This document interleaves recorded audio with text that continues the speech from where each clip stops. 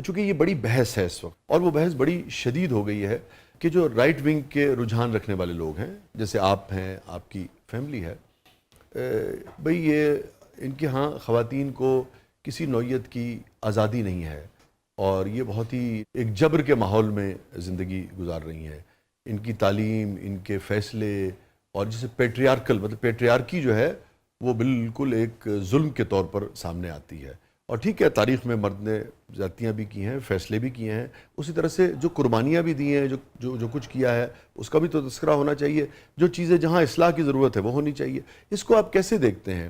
اب آج آپ کی صاحبزادی یہاں آپ کے ساتھ تشریف فرمائی ہے، میں ویسے ان سے بھی پوچھوں گا، مگر میں پہلے آپ سے اس بارے میں یہ جو شکایت ہے وہ ہماری خواتین نے بھی کبھی کی ہے.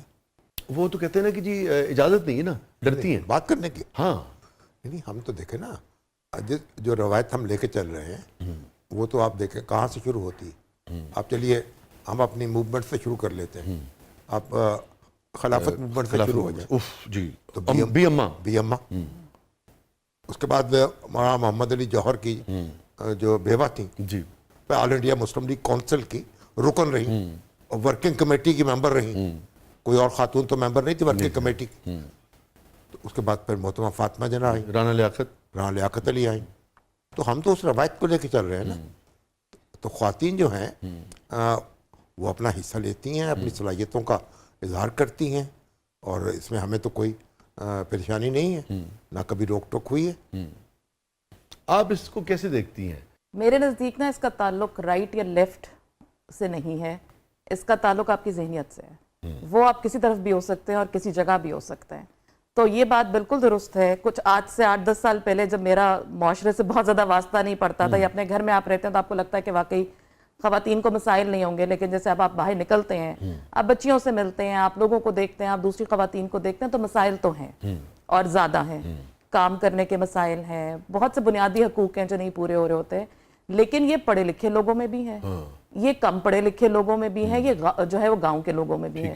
تو اس کی بلکہ میرا یہ خیال ہے کہ جو صحیح معنوں میں رائٹ ونگ سے تعلق رکھنے والے لوگ ہیں، جن کے اندر مذہبی رجحان ہے، جن کو اپنی روایات کا پتہ ہے، وہ کبھی بھی کسی خاتون کو دبانے کی کوشش نہیں کرتے، اور نہ ایسی کوئی جو ہے اس میں ہوتی ہے. بلکہ سمیہ راحیل قاضی بھی آپ کے سامنے جی ہے. جی جی تو ایسی خواتین بھی تو موجود ہیں نا، اور وہ کام کر رہی ہیں، اور اپنے دائرہ کار میں رہتے ہوئے ہر طرح کا کام کر رہی ہیں. تو اگر آپ میرے سے پوچھیں تو میری تو جو تعلیم تھی یا جو میں نے پڑھا، جہاں میں آج ہوں، اس میں اگر میرے والد صاحب کی سپورٹ نہ ہوتی، یا انہوں نے مجھے نہ بتایا ہوتا کہ ہم اہل علم ہیں اور ہمارے پاس کوئی جائیداد نہیں ہے جو میں تمہیں دے سکوں، میں تو تمہیں تعلیم دے سکتا ہوں، تو اگر وہ نہ ہوتا تو میں آج یہاں نہ ہوتی. آپ کو اپنے فیصلے کرنے میں کبھی رہنمائی تو چلیے سبھی ایک بزرگ دیتے ہیں، اور بھی اب دوست احباب سے بھی لیتا ہے، کبھی یہ دقت رہی کہ نہیں بھئی جو فیصلہ والد نے کر دیا یا بڑے بھائی نے کر دیا؟ آپ بڑی ہیں ویسے چھوٹی ہیں؟ میرے 2 بھائی بڑے ہیں اور 2 چھوٹے ہیں. تو بھئی انہوں نے کر دیا تو وہی ہوگا. ہمارے والد صاحب نے کبھی بھی کسی پر بھی، مطلب ہم 5 بہن بھائی ہیں ماشاءاللہ، کسی پر اپنے فیصلے جو ہے نا وہ تھوپے نہیں ہیں. کبھی یہ نہیں ہوا کہ میں نے یہ کہہ دیا تو ایسے ہی ہوگا. تو شامی صاحب فہم میں غلطی ہے.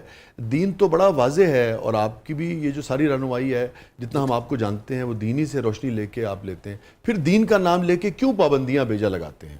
ویسے سب یہ جہالت ہے. دین کے نام پر بھی جہالت ہو رہی ہے.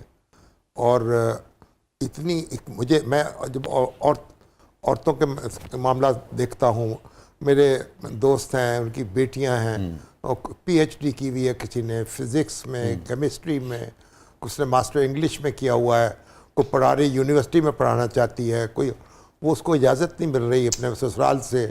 وہ کہہ رہے نہیں آپ تو ڈاکٹر بن گئی ہے، وہ اس کے بعد وہ جاب نہیں کر سکتی ہے، اس کی مشکل ہے. وہ کہتے چولہے کے پاس بھی بیٹھو، بچے پالو.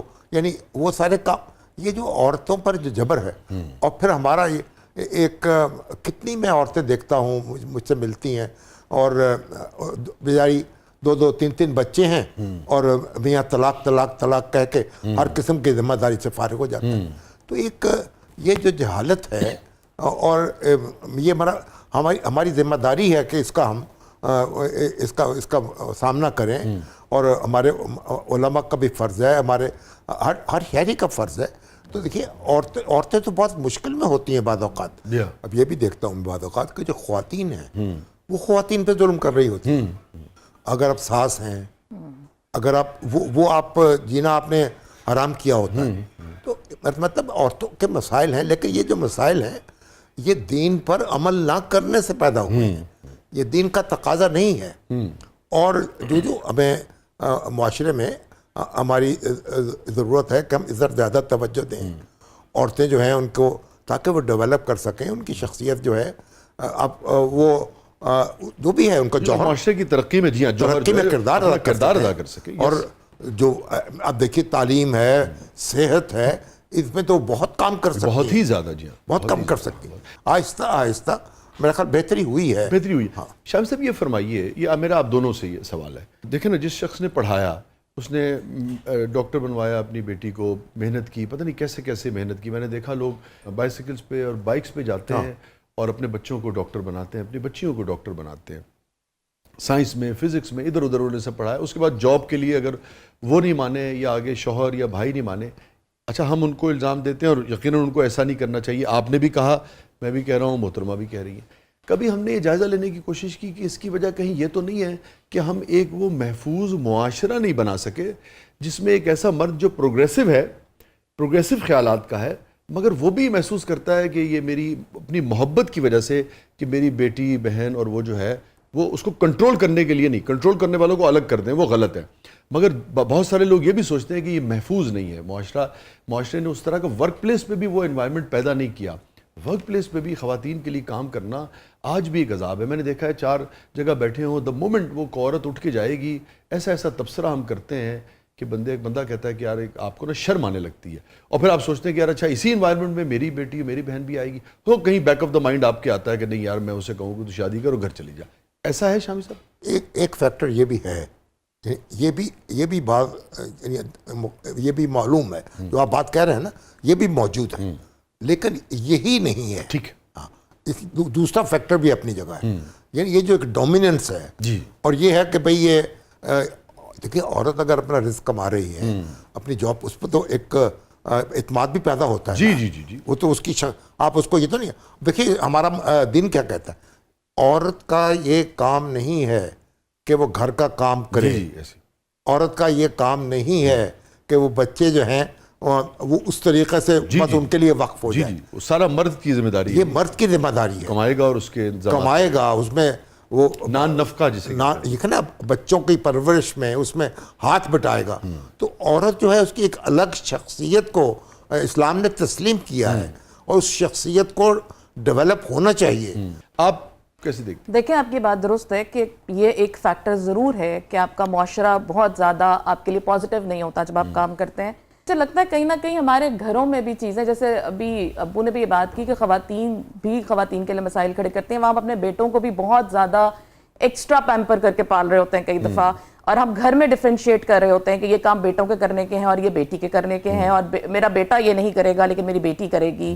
یا بہت سی ایسی چیزیں ہیں جب اس کو آگے بڑھنے کے مواقع گھر میں نہیں دیے جاتے، تو جب وہ مرد گھر کا یہ ماحول دیکھے گا تو یہ کیسے ہو سکتا ہے کہ وہ معاشرے میں جا کے کوئی بدلا ہوا انسان ہوگا؟ وہ وہی چیزیں لے کے جائے گا نا جو آپ کے گھر سے سکھائی جا رہی ہیں یا آپ نے بچپن سے دیکھی ہیں. تو مجھے تو لگتا ہے کہ جینڈر ایکوالٹی سے زیادہ جینڈر ایکوٹی پہ ہمیں فوکس کرنا چاہیے کہ اپنے جو اپرچونٹیز آپ اپنے بیٹے اور بیٹی کو دے سکتے ہیں وہ آپ ضرور دیں، اور ان کے حساب سے دیں. میرے آج کل کچھ دماغ میں یہ بات بھی ہے کہ جب ہم نکاح کر رہے ہوتے ہیں یا ہم شادی کرتے ہیں تو اس وقت جو لڑکیاں ہیں ان کے جو ماں باپ ہوتے ہیں وہ تو بالکل ایسے ہوتے ہیں نا کہ ہم پہ احسان کر کے ہماری بچی لے کے جا رہے ہیں، حالانکہ وہ دینے والا ہاتھ ہے. تو بیٹی تو آپ دے رہے ہیں اور اگلا لینے والا ہاتھ ہے، تو ہاتھ تو آپ کا اوپر ہونا چاہیے. میرے ابو نے جب میری شادی ہو رہی تھی تو کچھ شرائط طے کی تھی میرے شوہر کے ساتھ کہ بھئی میری بیٹی جاب کرتی ہے، وہ کرتی رہے گی، وہ میرے گھر آئے گی، مطلب اس میں پابندیاں اس طرح کی نہیں ہوں گی. اور انہوں نے اس بات پہ پوری حامی بھری، اور اس کے بعد انہوں نے اس کو پورا، اس کی جو ہے وہ کیا، اس کو پورا بھی کیا. تو یہ کچھ چیزیں اگر ہم شادی کے ٹائم پہ طے کر لیں، بجائے اس کے کہ ہم یہ طے کریں کہ گھر لکھوا لیں اور پیسے لکھوا لیں اور کپڑے کتنے ہوں گے اور زیور کتنا ہوگا، یہ بنیادی باتیں اگر طے کرائیں تو شاید کوئی بہتری آ جائے. لیکن بات یہ کہ تربیت، ہمارے ہاں میڈیکل کی تعلیم جو ہے اس میں ایک زمانے میں لڑکیوں کے لیے نشستیں مخصوص ہوتی تھی. پھر سپریم کورٹ نے فیصلہ کیا، اللہ ان کی مغفرت کرے، جناب جسٹس نسیم حسن شاہ صاحب، انہوں نے کہا یہ ختم کر دیا. انہوں نے کہا اوپن میرٹ ہوگا. اب اس میں اوپن میرٹ میں لڑکیوں کی تعداد بڑھ گئی، 60-70% تک چلی گئی. اچھا، اب ہوا کیا؟ ہوا یہ کہ اب وہ لڑکیاں جو ہیں جب میڈیکل کہ وہ تعلیم حاصل کر لیتی ہیں, اب اس کے بعد ان کی شادی ہوتی ہے, سسرال جاب نہیں کرنے دیتے. اس کا مطلب یہ ہے کہ آپ نے تو وہ جی کروڑوں روپیہ جو ایک شخص پہ لگا ہے فرد ضائع کر دیا. ضائع ہو گئے. تو میں جب بھی ملتا تھا, ہمارے وزیر اعظم شوکت عزیز صاحب تھے, یوسف رضا گیلانی صاحب, میں کہتا ہوں بھائی آپ یہ قانون بنائیں کہ جو بچی جو ہے ڈاکٹر بننے کے بعد جاب نہیں کرے گی نا, اس کے سسرال والوں کو وہ اس کو پیسے دینے پڑیں گے, اس کی تعلیم کا خرچ ڈپازٹ کرائیں واپس. دیکھیے شامی صاحب کتنی پازیٹیو بات کی آپ نے. یہ نہیں کہا کہ سیٹیں کم کرو, آپ نے یہ کہا کہ سیٹیں رہیں, بچیاں آتی ہیں تو آئیں, پڑھیں, اس کے بعد جاب کو یقینی بنائیں. ٹھیک ہے نا, اتنی عمدہ اور بات. سسرال والے اگر رکاوٹ ہے ہاں. تو دیں 4 کروڑ 5 کروڑ جو لگا ہے ان کے اوپر سر ملکی خزانے میں جمع کرائیں. یہ کیا بات ہوئی کہ وہ کہیں کہ ہم یہ یعنی پڑھائی لکھائی ضائع ہو گئی. یس یس. تو یہ تو آپ نے شوہر نامدار کی وجہ سے, شوہر نامدار کی وجہ بہت سے اچھی بات ہے. واہ بہت اچھی بات ہے. شامی صاحب کیوں کہتے ہیں لوگ پھر یہ رائٹ ونگ کے آپ جیسے لوگ یہ پروگریسو نہیں ہوتے؟ نہیں, وہ اصل میں میرا ایک پروگرام ہوتا تھا ہمارا ٹی وی پہ ایک زمانے میں, جس میں وہ آسمہ جہانگیر جو تھیں وہ بھی میرے ساتھ بیٹھتی تھی, تو ہم دونوں گفتگو کرتے تھے, کوئی سوال جواب کرتے, تو یہ سوشل موضوعات پر بھی گفتگو کرتے تھے. تو جب 2-4 پروگرام ہو گئے تو مجھ سے آسمہ کہنے لگی اگر سارے رائٹسٹ آپ کی طرح ہو جائیں نا تو پھر مجھے رائٹسٹ بننے میں بھی کوئی اعتراض نہیں. واہ واہ واہ, کیا بات, کیا